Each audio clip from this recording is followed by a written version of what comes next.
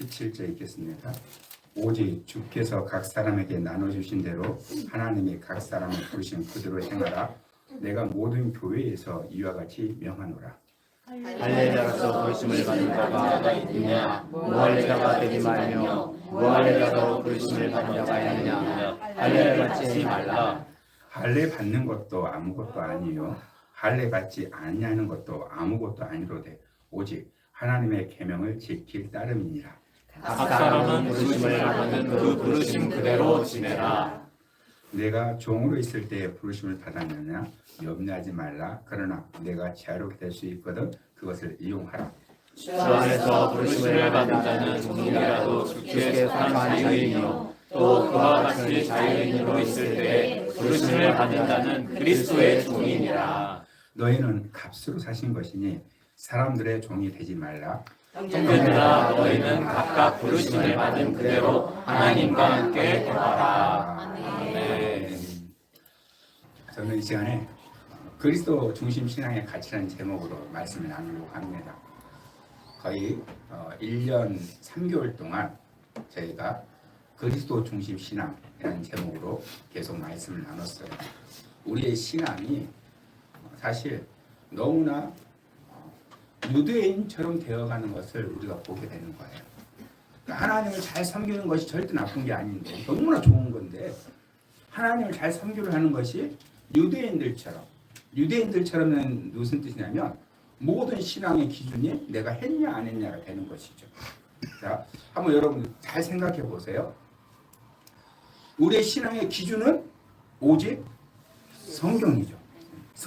성경이 기준이에요. 그러니까 성경을 통해서 하나님께서 우리에게 말씀했냐 말씀하지 않았느냐를 분별하는 것이죠.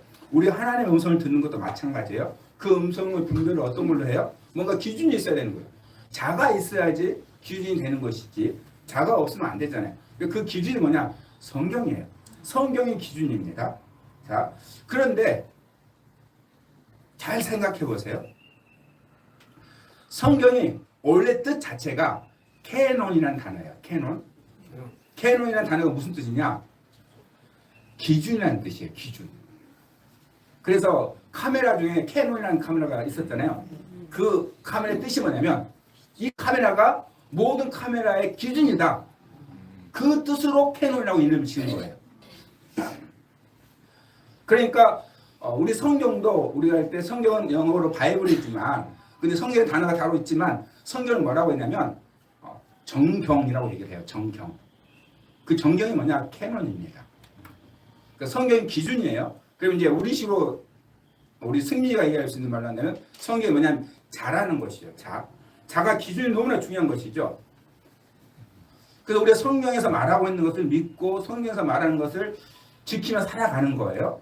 그런데 많은 사람들이 유대인처럼 한다는 얘기가 뭐냐? 무슨 얘기냐면 성경에 있는 말씀을 가지고 성경에 있는 것을 지켜나가는 것이 너무나 귀한 것인데 문제는 뭐냐면 성경은 우리에게 한 가지를 말하기 위해서예요. 결론은 한 가지. 그 한 가지가 뭐냐? 예수 그리스도예요. 그러니까 성경에서 말하는데 성경 기준인데 성경이 결국 모두 하나의 포커스를 맞춰져 있는 것이 뭐냐면 예수 그리스도거든요. 그래서 신앙생활을 어떻게 해야 되느냐? 예수 그리스도와 관계돼서 신앙생활을 해야 돼요. 그러니까 예수 그리스도와 관계하지 않은 신앙생활은 헛것이에요. 제가 금요성회 때도 말씀을 드렸지만 제가 금요일 아침에 우리 광진구 기독교연합회 부활자연합회 준비 모임에 갔어요. 그러다 같이 밥을 먹다가 앞에 계신 목사님 너무나 귀한 얘기를 해주셨어요. 무슨 얘기를 해줬냐면 지금 현재 우크라이나 전쟁하고 있잖아요. 우크라이나의 선교사님이 전쟁 때문에 한국 들어오셨는데 그분이 80세가 넘으셨대요. 80세가 넘으셨는데 마태, 마가, 요한계시록을 다 외우셨대요. 여기 80세 넘으신 분만 없죠. 여기 우리는 이제 말씀을 암송하는데 핑계 댈 게 없어요. 우리 연말 기대합니다. 12월달 우리 사모님 이번에 어렵게 내세요. 우리 다 80세 아래니까 제가 그래서 그분한테 직접 그 선교사님 이름까지 적었어요. 왜 그랬냐면 우리가 그 주석이라든지 이런 책을 보게 되어지면 예수님 당시에 유대인들은 12세 이상이 되면 소위 말하면 성년식을 하거든요. 그러면 유대인들은 모세 오경을 다 외웠다라는 거예요. 또 다른 자료를 보게 되면 바리새인들은 모세 오경을 다 외웠다는 거예요. 창세기만 해도 50장이에요. 창세기, 출애굽기, 레위기, 민수기, 신명기 이걸 다 외웠다라는 거예요. 사실 저 안 믿었거든요.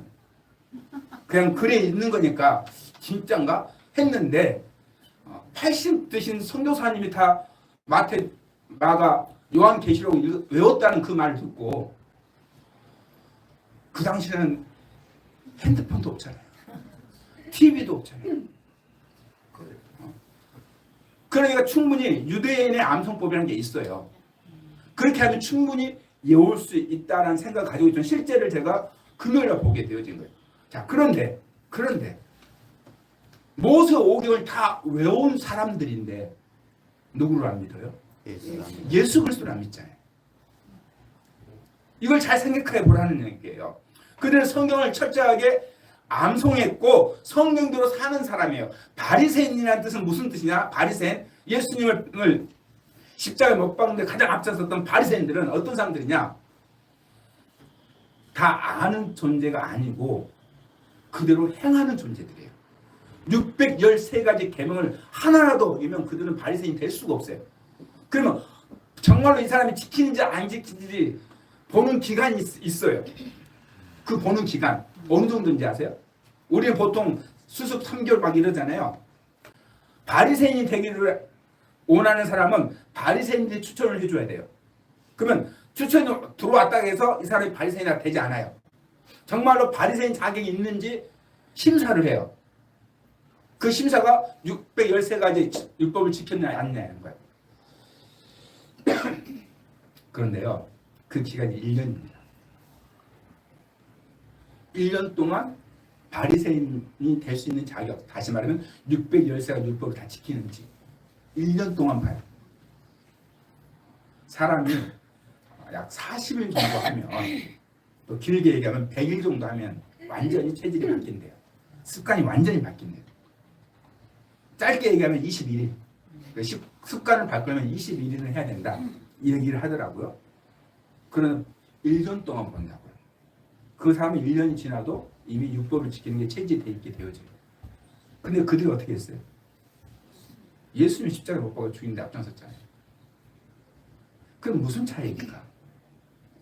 근데 우리들도 안타깝게도 현대 그리스도인들도 하나님을 잘 섬기려고 유대인을 따라간다는 거예요. 그래서 가장 많이 하는 게 무슨 말입니까? 오직 말씀 이러는 거죠. 그게 너무나 좋은 말이잖아요. 오직 말씀이. 그러면 그 오직 말씀은 뭐냐? 말씀은 기준이라는 거예요. 그럼 기준이 이 자인데 여러분 자를 쓸 때 30cm 자.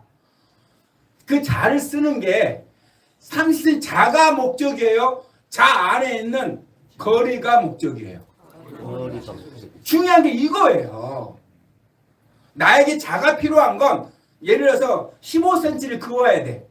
그럼 자 안에 있는 15cm가 중요한 거예요. 16, 17, 18cm는 필요 없어요. 왜? 자가 기준이니까 자를 통해서 자에서 기준을 정해주는 어느 한 점 때문에 필요한 거지 자 자체가 필요한 게 아니라고요. 그런데 많은 사람들이 신앙생활을 그렇게 한다는 거예요. 성경을 통해서 한 지점 예수 그리스도를 말하고 있는데 그럼 예수 그리스도에 초점을 맞춰야 되는데 성경 안에서 그런데 성경에 있는 모든 내용 15cm가 기준이라면 아무 의미 없는 16cm, 17cm, 18cm 이거 지키고 살려고 몸을 붙여요. 그러면 싸워요. 이거 16cm다. 이거 17cm다. 너는 왜 18cm 안 하냐? 성경 우리에게 준 목적은 단 한 가지입니다. 예수 믿고 구원받아 하나님의 자녀로 살라는 거예요. 그런데 신앙생활을 어떻게 해요? 예수님 믿으면서 성경에 있는 내용들을 예수님과 상관없이 그리스도 중심의 신앙이 아닌 것이죠. 그러니까 어떻게 되냐? 세상 사람과 똑같다라는 거예요. 하나님을 믿는 것이 세상 사람과 똑같다는 거예요. 그래서 이제 제가 자료를 정리한 걸 보니까 다음 주가 끝날 것 같아요. 그리스도 중심 신앙이. 오늘 말씀을 보면서 이 말씀이 참 우리 시대, 지금 시대는 정말로 맞지 않는 말씀이라는 생각을 제가 했어요. 우리가 지금 읽은 말씀이. 왜 그러느냐? 바울의 명령이에요. 명령. 근데 이 명령은 여러분 고린도 교회에 한 명령이 아니에요. 그러니까 고린도 교회에만 한 명령이 아니에요. 17절 읽을까요? 오직 주께서 하나님이 각 사람을 부르신 그대로 행하라. 내가 모든 교회에서 이와 같이 명하노라. 아멘. 내가 모든 교회에서 이와 같이 명하노라. 그러니까 바울이 우리가 알고 있는 교회 서신들을 통해서 또 바울이 개척한 많은 교회들이 있잖아요. 로마서 16장에 보게 되면 많은 교회들이 나타나게 돼요. 그런데 한 교회만, 고린도 교회만 한 게 아니라는 거예요. 내가 모든 교회에 이와 같이 명하노라. 이 명한다는 말이 디아타소라는 말인데 무슨 뜻이냐? 철저하게 정돈하다. 정돈. 제정하고 명령하고 명령을 정하다. 그러니까 질서를 세운다라는 뜻이에요. 지금 고린도 교회 안에 그 당시에 로마 시민권자도 있고 자유인들도 있고 노예도 있었어요.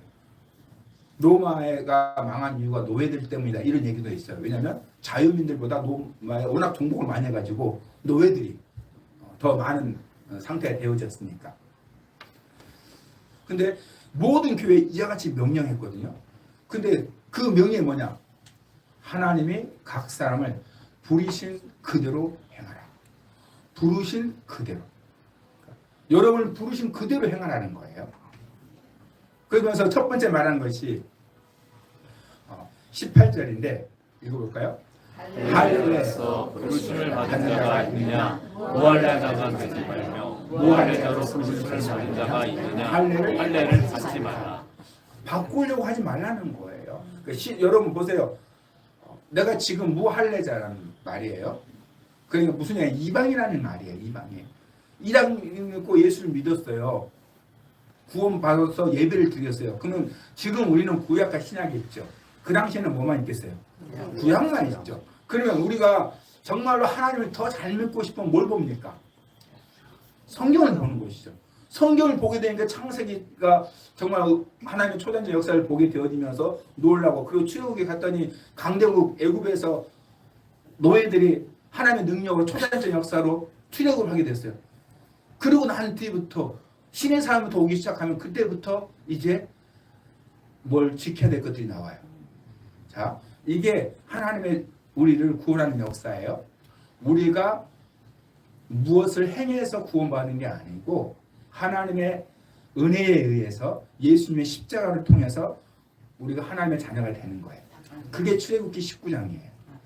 그래서 우리는 하나님의 자녀로 하나님을 만나는 거예요. 우리를 하나님께서 죄인인 상태에서 우리를 불러요. 그리고 우리는 하나님 만날 때 누구로 만나는 거냐? 자녀로 만나는 거예요. 그래서 출애굽기 20장에서 십계명이 나옵니다. 내 자녀는 이렇게 살아야 된다. 그러면서 뭐가 나옵니까? 이제 레위기가 나오잖아요. 제사법이 나오는 거예요. 정결법이 나오게 되는 거예요. 그러면 여러분이 신약이 없다고 한번 생각해 보세요. 지금 현재 여러분이 정말 하나님 은혜에 감사해서 하나님 잘 섬기고 싶어. 그러면 여러분이 뭐 하려고 하겠어요? 제사 지내려고 하는 거죠. 왜? 말씀대로 살고 싶으니까. 말씀이 그렇게 되어져 있으니까. 그러니까 내가 무할례자란 말이에요. 이방인이에요. 이방인이 나를 불러주기 전에 감사하니까 뭐 하려고 하겠어요? 할례를 받으려고 하는 거죠. 이게 그 상황인 거예요.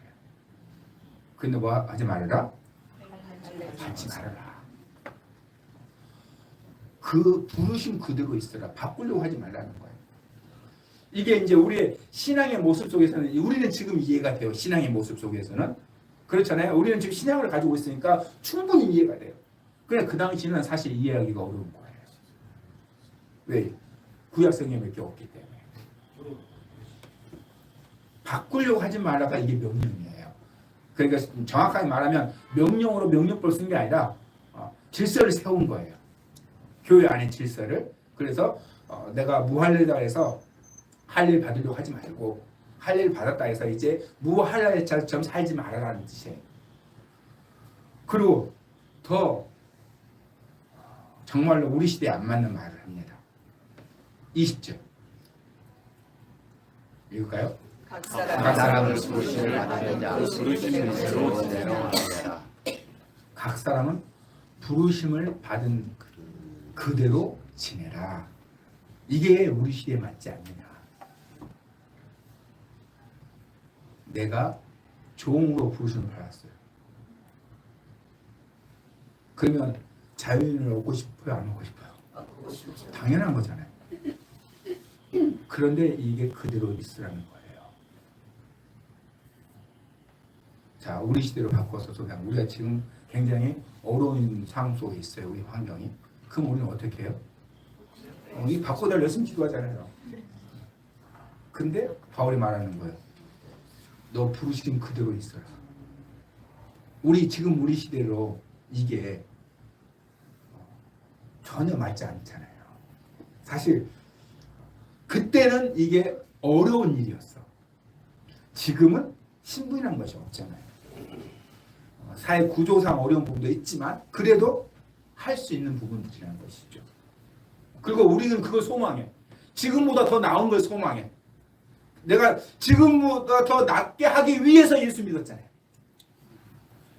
지금 환경을 바꾸려고 교회 왔잖아요.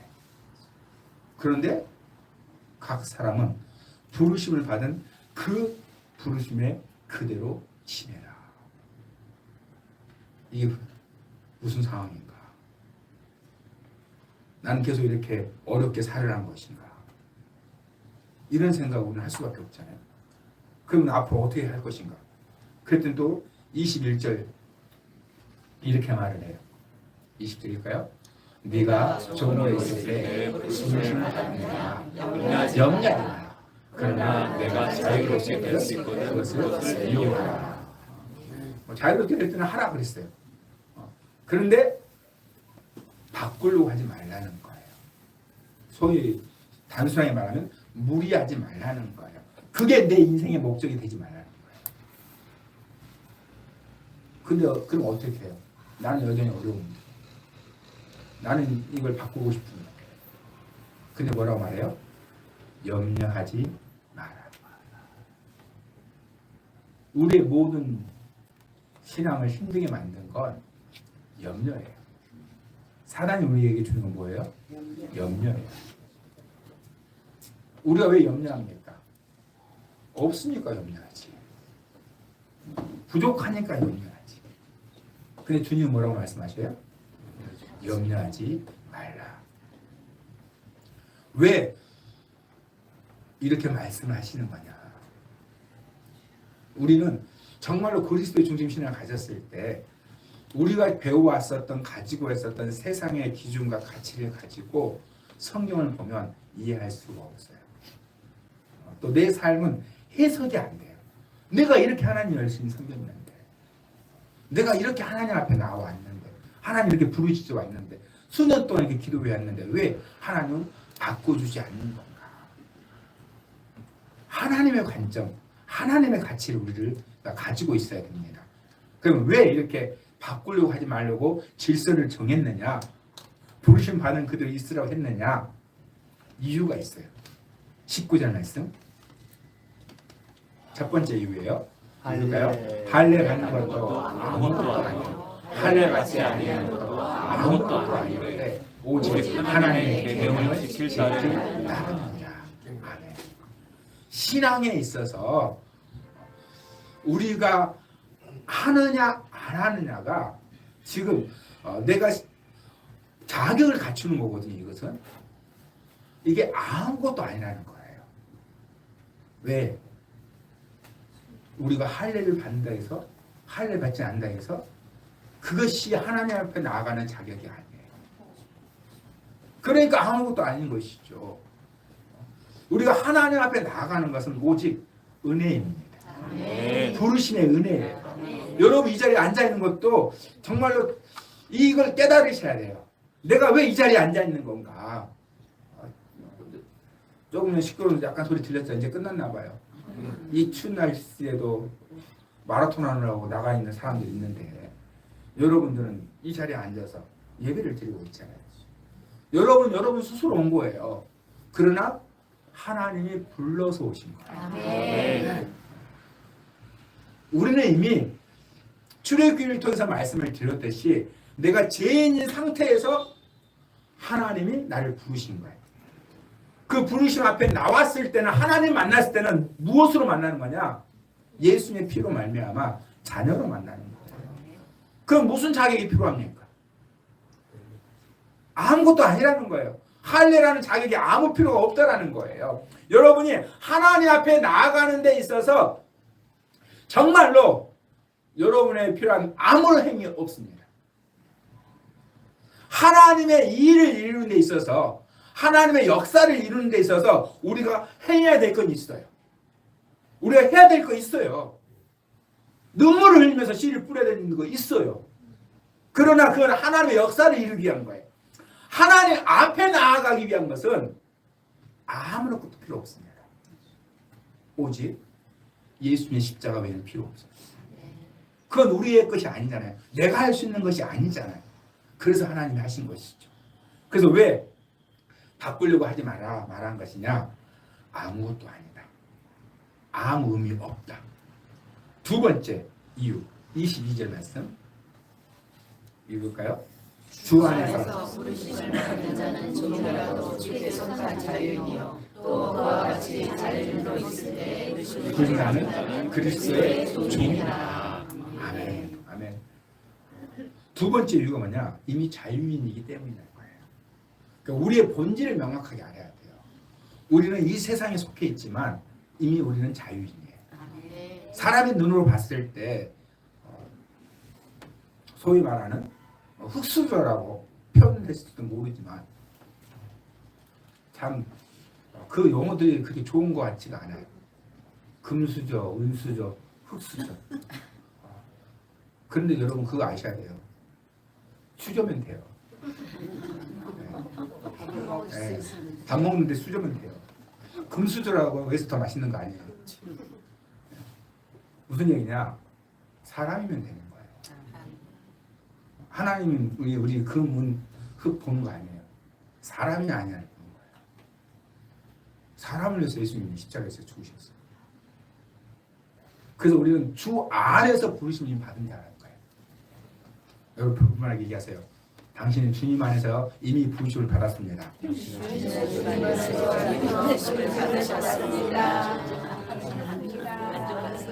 그래서 우리 모두는 사람의 눈으로 봤을 때는 뭐 흙수저라고 말할지 모르겠지만 하나님 봤을 때는 하나님이 말씀하셨을 때는 하나님 보시기에는 부르심을 받은 자유인입니다. 자유. 세 번째 이유가 있습니다.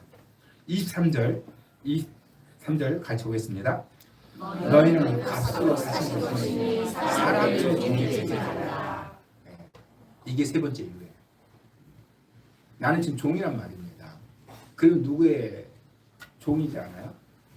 그래서 그 당시에 내가 종이라면 나의 주인이 있겠죠.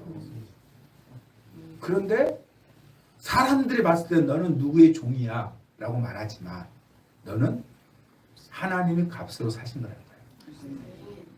그래서 내가 지금 종이에요. 누군가의 종이에요. 누구의 지배를 받고 있어요. 그러나 사람들의 종이 되지 말라는 거예요. 내가 현재 종이라 한다 할지라도 사람들의 종이 되지 말아라. 이게 세 번째 이유예요. 왜? 나는 하나님의 종이니까. 그래서 뭐라고 말하느냐? 24절 읽을까요? 형제들아 너희는 각각 부르심을 받은 그대로 하나님과 함께 가라. 중요한 게 뭐예요? 우리는 하나님 바꿔주세요라고 얘기하잖아요. 환경을 변화시켜주세요라고 얘기를 하잖아요. 이게 나쁜 게 아니에요, 여러분. 우리가 나의 필요를 하나님께 구하는 거 절대 나쁜 거 아니에요. 우리 승민이 꼭 올해 대학 가기를 주님으로 축복해요. 아멘. 기도해요. 정말로 기도해요. 우리 땅에 필요한 것 기도해요. 이게 절대 나쁜 게 아니에요. 어떤 분들은 너무 거룩해가지고 이 땅의 걸 구한 것을 좀 불편해하신 분들도 계시더라고요. 여러분, 주님이 말씀하셨어요. 주님이 너희는 이렇게 기도하라 그랬어요. 오늘날 우리에게 일용할 양식을 주옵시고. 아멘.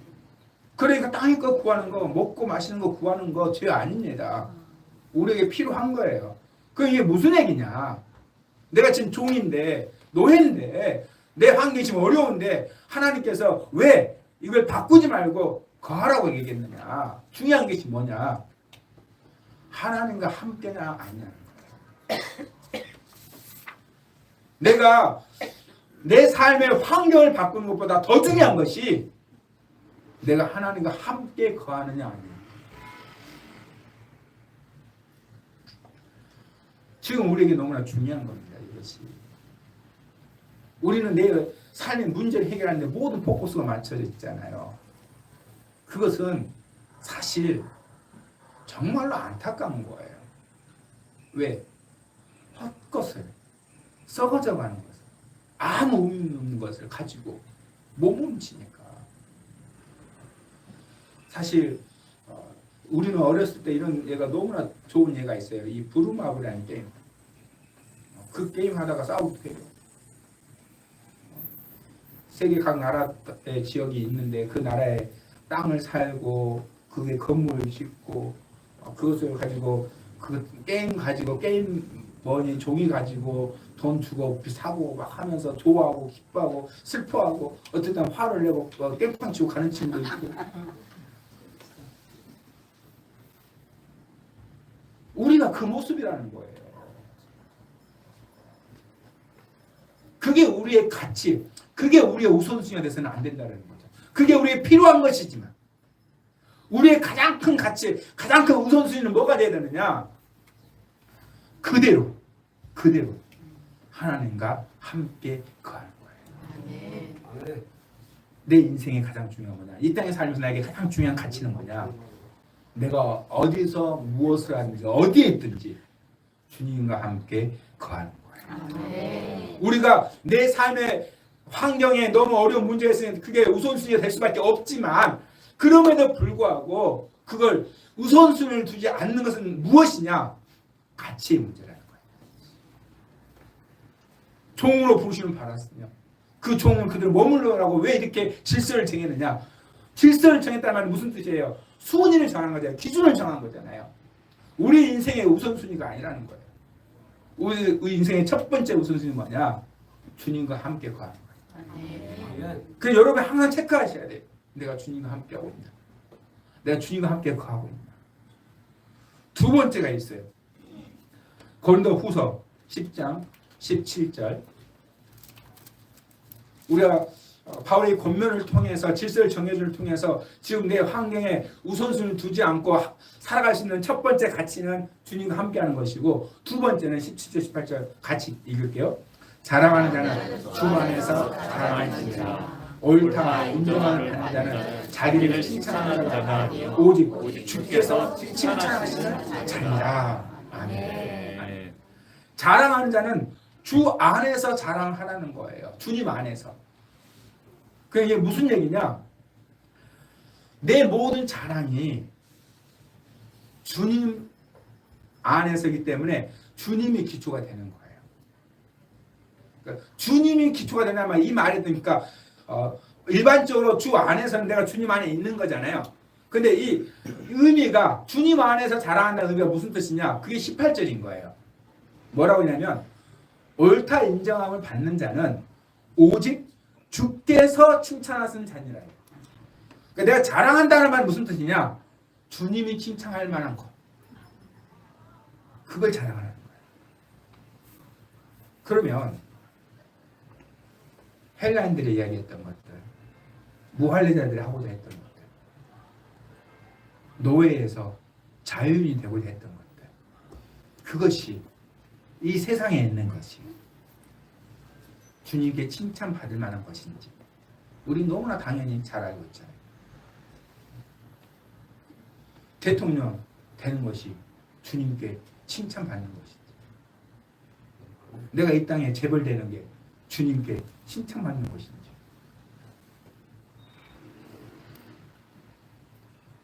여러분 한번 보세요. 지금 우리 승민이가 다 컸으니까 승민이가 부루마블에 보면 거기에 1,000만 원짜리가 있고 1억짜리가 있어요. 그 1억짜리 엄마 주면서 그래요. 엄마 마음대로 써. 그러면 승민이 오고 잘했다 착하고 충성된 아들아 그러시겠어요? 우리 한빈이가 그거 갖고 와서 엄마 주면 잘했다 착하고 충성된 아들아 이럴 수는 있지. 한빈이가 하는 건 그럴 수 있지. 근데 우리 다 큰 둘째가 날 너무 사랑 아빠 지금까지 나한테 많이 투자했는데 이거 마음대로 써. 이게 주께서 칭찬할 게 아니잖아요. 하나님이 칭찬을 가지고 자랑하라는 거예요. 그러면 여러분 정말로 감히 제가 말씀드리고 싶은 건 뭐냐면 여러분이 하나님 섬기다가 어렵다고 주눅 들지 말라고요. 그거 칭찬 받을 만한 일이에요. 내가 이렇게 어려운데도 불구하고 하나님 섬기고 있다. 그건 칭찬받을 일이에요. 사람의 기준으로는 노예가 될지 몰라도 하나님 앞에서는 칭찬받을 그럼에도 불구하고 하나님 섬기고 있으니까. 왜 바울이 바꾸지 말라고 말씀하신 거냐? 질서를 정해준 거냐? 우리의 신앙의 최고의 가치는 주님과 함께 사는 것. 우리가 자랑할 수 있는 것, 하나님이 자랑할 수 있는 것만.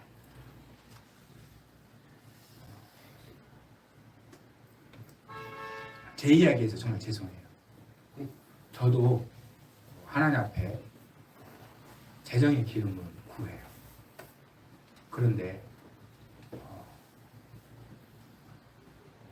좀 죄송하지만 어느 분들이 그리스도인들이 자기가 가지고 있는 땅의 것을 자랑하면 저는 불쌍합니다. 세상 사람들은 너 잘났다, 너 대단하다 얘기를 해줘요. 제 친구 같은 경우에 걔는 소위 말하면 일진이었는데 학교 와서 하는 일이 밥 먹는 게 제일 낙이었던 친구인데 제 가장 친한 친구예요. 그 친구 정말 어떻게 할지 걱정 많이 했던 친구인데 지금 사장님 돼 있어요. 강주 친구인데 너무 성공을 해가지고 서울에 집이 있어요. 그것도 어떤 집이냐? 아들 고등학교 보내는 집. 제가 한 집에 갔다 깜짝 놀랐어요. 너무나 좋은 집에서 강주에서 있더라고요. 근데 얘기를 들어봤는데 쉬는 날 없이 일했대요. 쉬는 날 없이. 집이 어려운 친구가 아니에요. 집이 돈이 있는 집이었어요. 아버지한테 등록금도 합격도 안 했는데 타가지고 다 돈도 썼던. 그렇게 해도 부모님한테 혼나지도 않는 그 정도의 여유가 있는 집의 친구였어요. 근데 그 돈으로 있다고 해서 성공하는 건 아니잖아요. 그런데 제가 알기로는 얘가 부모님의 도움을 안 받은 걸로 알고 있어요. 그 회사에 자기가 이게 나중에 전망이 있겠다 생각을 하고 그 회사에 고철회사에 공부도 안 했으니까 대학도 안 나왔으니까 대장치도 아니에요. 고철회사에 들어가서 거기서 일 배워서 거기서 자기가 사업장을 내서 쉬지도 않고 일을 해서 성공한 친구예요. 그럼 제가 그 친구는 정말 성실하게 옛날에 놀던 애지만 인정하죠. 그 자랑하면 정말 축복해 주죠. 그러나 그리스도인 다른 게 아니라 이 세상의 것을 가지고 자랑하는 모습 보이면 정말 불쌍해요. 저는 마치 아까 예를 든 거 똑같아요. 부루마블에 있는 그거 가지고 그 게임장 안에서만 여전히 살고 있는 정말 실제 영원히 사는 세상을 위해 사는 것이 아니라 실제 하나님 나라를 위해서 사는 것이 아니라 땅의 나라를 위해서 썩어져가는 나라를 위해서 살고 있는 그 인생이 너무나 불쌍해요. 바울은 감히 질서에서 말합니다. 네가 노예였느냐? 노예에서 부르심 받았느냐? 그대로 지내라. 괜찮다. 염려하지 말아라. 왜? 너에게 중요한 것은 하나님이 함께하는 것이다. 너희가 자랑할 수 있는 것은 하나님이 자랑할 수 있는 것만 자랑할 수 있다. 하나님이 칭찬하신 것. 너는 지금 노예로 살고 있지만 하나님이 칭찬하신다. 이것이 그리스도 중심 신앙의 가치입니다. 우리 산소만교회 모든 가족들이 여전히 어려운 상황 속에 있는 분들도 계셔요. 그러나 그것보다도 더 하나님과 함께하는 데 집중하시기 바랍니다. 아멘. 더 하나님이 칭찬하실 만한 일 포기하지 마시고 끝까지 이루시길 주님의 이름으로 축복합니다. 아멘. 우리